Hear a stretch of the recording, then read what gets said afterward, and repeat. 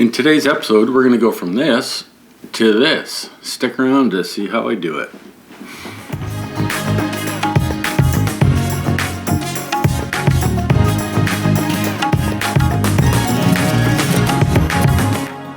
Alright, welcome back to Motorsport and Scale. As you saw in the intro, you probably see what we're going to get done in this episode. I'm going to try to get the frame done complete in paint. Obviously you see if that's actually the case or not, and then get a bunch of the smaller parts that are going to go on the frame done as well. So we'll see how that goes for the frame. So that's going to essentially be step 5. What's step 6? I can't remember. Step 6, so probably 5 and 6 for the most part is what I'm aiming to get done for this one. Maybe part of step 7. It's actually not a lot of parts, it's just all the little stuff, so it might actually bring us to the end of step 7 by the end of this episode. So let's figure out a game plan on getting all that done. Have a look at, the main things I'm going to be working on is obviously the frame itself, and the swing arm. Some of the things I want to do, for the most part, really, out of the box, they're fine. If I was going completely out of the box, it's ready to go. I made a couple of modifications. If you remember, I added some of these gussets. I cut the back of the frame off. I added this, a couple other little tabs to closer to the real thing. So it's essentially ready to paint right now, or get ready for paint. Sort of in terms of the amount of work I need to do to it is mostly done.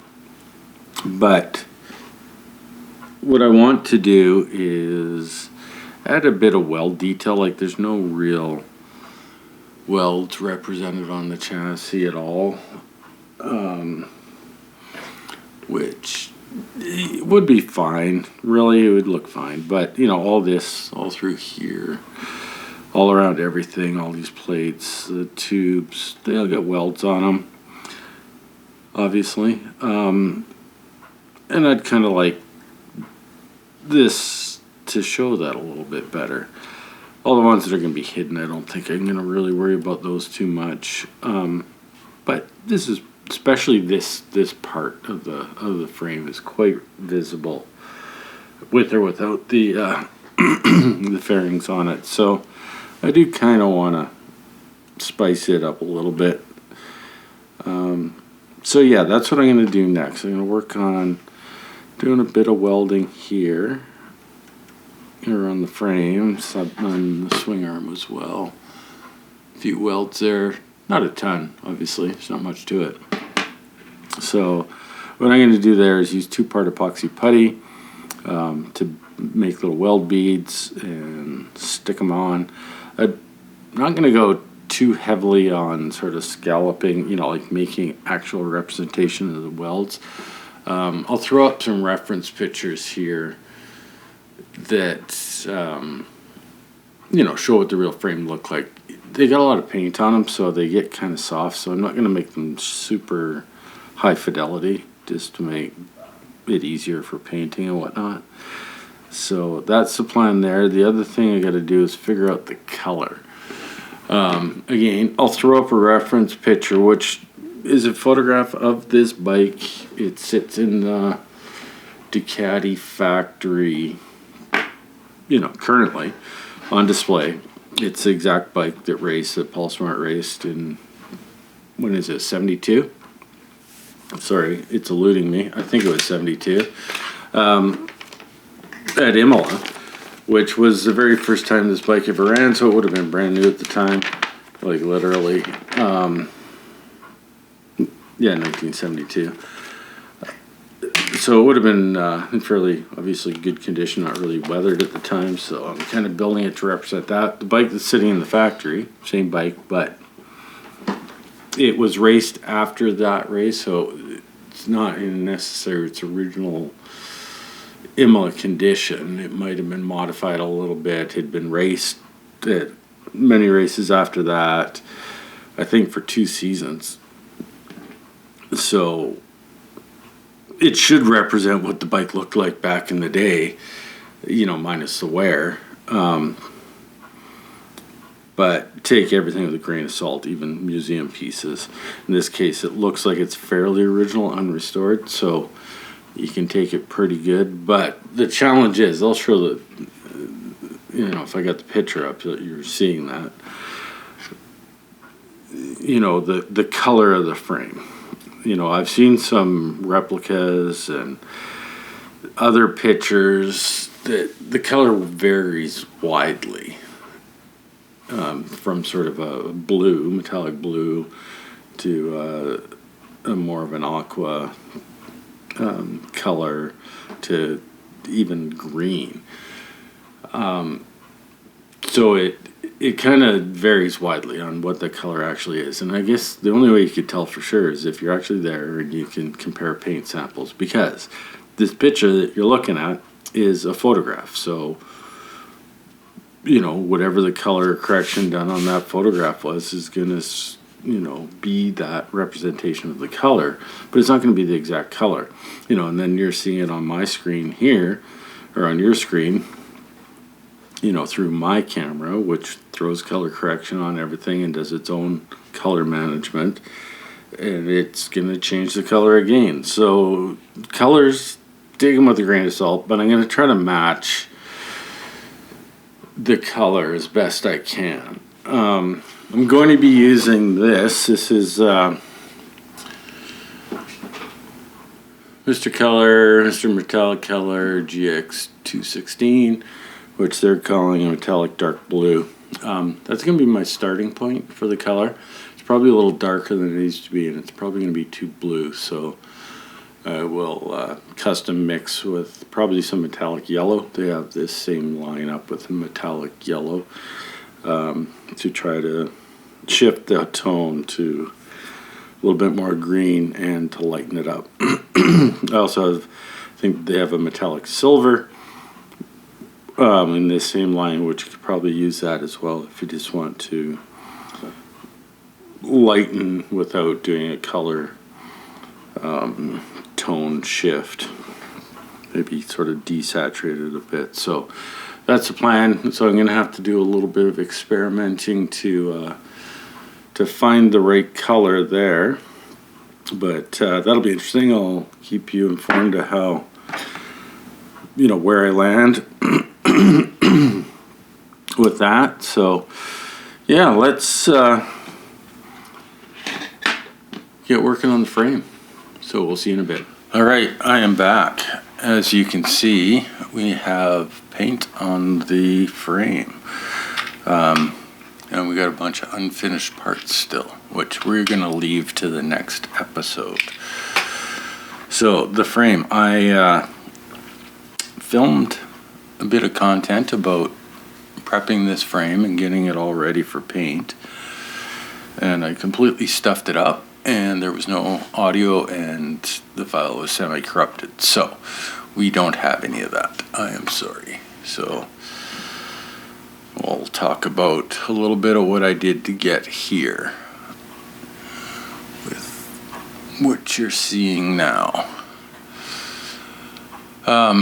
As you can see, hopefully, I have all the welds done on the frame. I don't know where's a good place there. You can sort of see it around the foot or the motor mount plate. So all in here, you can see the weld. Well, all the joints have a weld applied to them, which I think if you look at the reference pictures, they look fairly authentic. They were not the nicest welded frames ever produced, that's for sure. I don't know if these frames were chromoly, like thin wall 4130 or whatever, chromoly.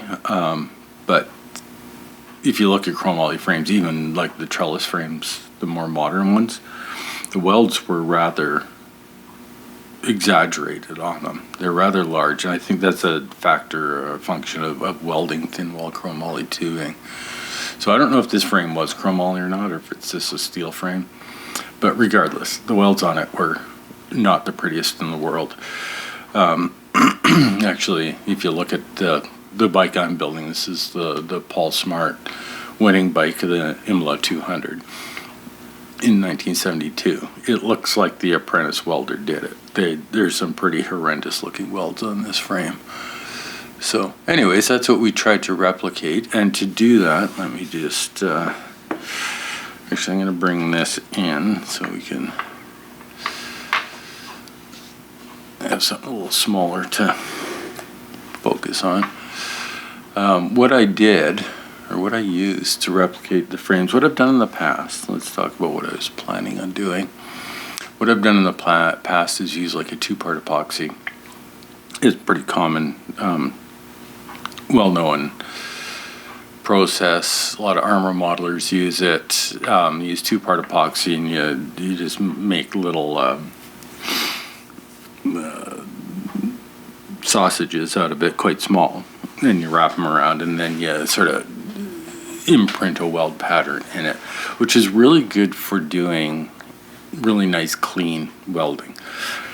That where the welds are, exposed, kind of raw, like an aluminum frame. I've done that, and it looks really good.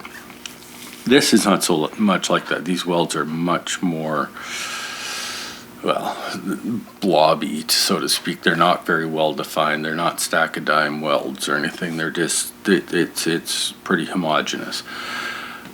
So I was struggling. This is kind of what put me off, or not really put me off, but what slowed me down on this project a little bit was trying to figure out how I was going to do this in an efficient manner, because doing it with epoxy putty is very time consuming, because as you can see on the frame, there's a ton of it, and with epoxy, 2-part epoxy, you'd have to do a bit and then let that all set up so that you could handle the frame. Otherwise you risk touching it and disturbing the work that you've already done. So I was trying to think of a more efficient way of doing this. And then it just dawned on me. I was thinking of using actual like filler putty, like glazing putty, or like this Tamiya filler putty, and just dabbling it in, which would probably work. But then I remembered I had this stuff, which is still a putty, and it's got a nice consistency. It's kind of runny. It's not like the yellow polyester putty, which is a little bit more firm when you mix it, although that would have worked as well. This stuff is a little bit more viscous than that, and it's a 1-part putty, and it's light curing, meaning ultraviolet light cures it. So you can do it. You can just do a weld, and then I use my black light to cure it, and it sets up right away. And then you can move on to the next thing. You can touch it and whatever. It was super convenient and super fast. Like, it took me, I don't know, maybe an hour or two to do all this. I did it in a couple sittings because it is kind of monotonous to do. But yeah, this stuff, that was the trick. And I think I'm gonna, for stuff like this, especially welds that are not stack of dime welds that are over painted so that you don't see that fidelity in the weld itself, this is a trick. Although I think, like, this is night scale, so doing this at a smaller scale might, with this stuff, I think you could still do it, but it would be a lot trickier. This was pretty easy. I just used a glue looper and dabbed it and sort of dragged it along the seam where I wanted it, and it just naturally formed the sort of uneven, inconsistent surface. that you see here. And you hit it with the light, and it was done. So anyways, that's the welds on this thing done. And obviously I got some paint on it, so this color, I don't know, that's another bit of controversy, I guess, is the color. Like you look online at references, and the color will vary from like a blue, and that's what Model Factory Hiro actually said to use metallic blue, which is wrong. You know, these were the green frame Ducatis. You know, like this was 72. This is the very first time a V-twin Ducati hit a racetrack was this bike, and it won. Like this is the bike that cemented their legacy, right? in large displacement racing. Prior to that, there was all single cylinder, small displacement racing. But you know, this is the one that put Ducati on the map, so to speak. Although they did dabble in GP racing with the 500, but they weren't actually that successful with it. This one, however, in endurance racing, is where they hit it out of the park. But anyways, I digress. The color, you know, like, so this is 72, and then 74 they released the Super Sport, the 750 Super Sport SS, which is known as the green frame bike. That's the bike that sells for $300,000 today. They made about 400 of them supposedly, or less. So, but anyways, and it's green. It's a green like an aqua marine or a seafoam green. And supposedly it's based on the Imola bikes. But then there's also rumors about Paul Smart's bike was a different color than the other ones because they brought like 6 bikes to Imola that year. And his was a bit darker or something like that. So there is some controversy around what the actual color is. The bike sits in the museum at Ducati, and there's tons of pictures of it. But that's the thing, you look at 3 different pictures of this exact bike taken at different times, and the color is different in all 3 of them. And it's not that the bike has changed, it's just the lighting and this color. The lighting affects it so much that, you know, 3 people take a photograph of it and it's 3 different colors, and that's just the way it is. So short of actually going to Italy and holding my paint sample next to the bike, I think I got it somewhere in the ballpark. So anyways, we'll see. I'm still not quite decided, but this is where I've landed so far. This still needs to be wet sanded. It'll get rid of a bit of the texture, and it'll probably make it look a little bit lighter, which is kind of what I'm hoping for. And if it doesn't, I'm thinking this is a little dark. So both, like it needs to be a bit paler and actually a little bit more green. Although I posted pictures online, and I got it's too green, it's too blue, it's just right. So what can you do? So anyways, we'll sleep on it for a bit more. I gotta let this, I just painted this the other day, so I'll let it all harden up, and if I need to lighten it or darken it or change the tone a little bit, there's ways to do that with I can tint some clear coat and basically apply a filter to alter the tone a little bit. But I think the more or less the base color is there, it's just, it might not be quite the right tone. So anyways, that's where we're at with this sucker. I'm going to I think end this episode here, just for the interest of getting something published, because I know I've been kind of away from the bench for quite a while, and this will re-kickstart the series on this build, which is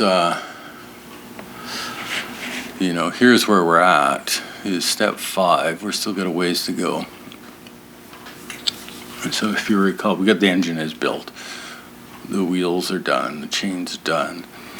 So So those are the components that are totally done. Now the frame's nearing completion. Got a few little components to prep to go on the frame. I'll start the next episode and we'll looking at those and getting them done. If there's anything of significance to show you or talk about, I will. Yeah, and so probably in the next episode we'll be getting the engine installed in the frame, and then it should start moving pretty good. I think the other big sort of thing to work on is like I got the wheels done. It's all ready. It's starting to work on some of the body work, and then it'll be on to the exhaust is all together already. It's not painted though. I got the wiring harness built, so it's going to start moving pretty quick. So, but anyways, we will leave it at that. And yeah, I hope you're happy to see me back. I'm glad to be back and working again. So I'm looking forward to getting this project done. For those of you that just sort of found this, I just also finished another project, which I think I posted last week.